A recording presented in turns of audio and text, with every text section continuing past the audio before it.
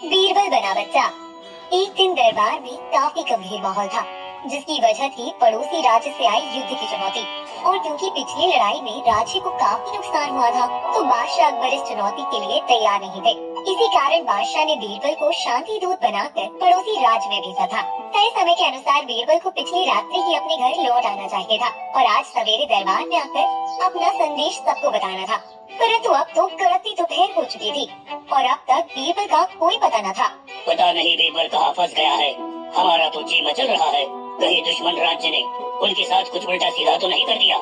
नहीं नहीं हुजूर, मेरी जानकारी के अनुसार बीरबल कल रात ही अपने घर सुरक्षित पहुंच गया था, पर लगता है उसे हम सबके समय की, आपकी और तो और इस महान राज्य की कोई फिक्र नहीं, इसलिए तो अब तक दरबार आया नहीं। लगता है वो सो रहा है। ये सुन बादशाह गुस्से से तिलमिला उठे। क्या यहाँ राज्य पर इतना बड़ा खतरा मंडरा रहा है और वो जनाब बेफिक्र सो रहा है? सिपाहियों, अभी की अभी बीरबल को उठा लाओ। आज तो हम उसे ऐसी सजा देंगे कि वो फिर कभी नींद में भी सोने का सोच नहीं सकता। ये सुन तो जैसे शातिर मंत्री खुशी से फूले ना समाये। ये राज्य भले बच जाए, पर बीरबल नहीं बचेगा।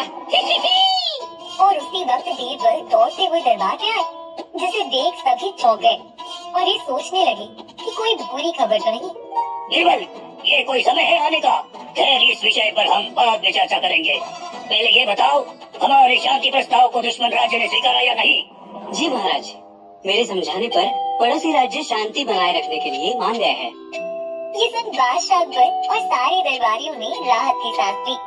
पर एक व्यक्ति अभी भी खुश नहीं था। वो थे हमारे शातिर मंत्री।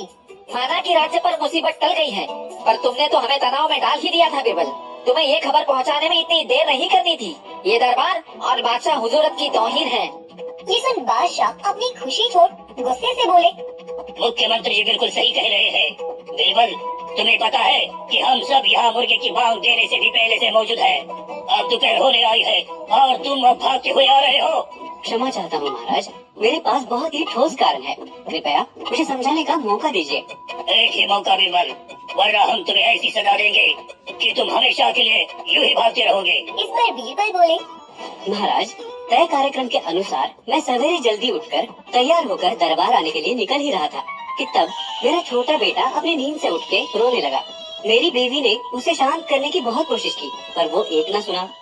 एक पिता होने के कारण मैं उसकी ये दशा सह न पाया और उसे गोद में उठाकर वापस सुलाने की कोशिश की और कुछ देर में वो सो भी गया। पर जैसे ही मैं उसे पालने में लेटाने गया, वो फिर से रोने लगा। मैंने दोबारा उसे अपनी गोद में सुलाया।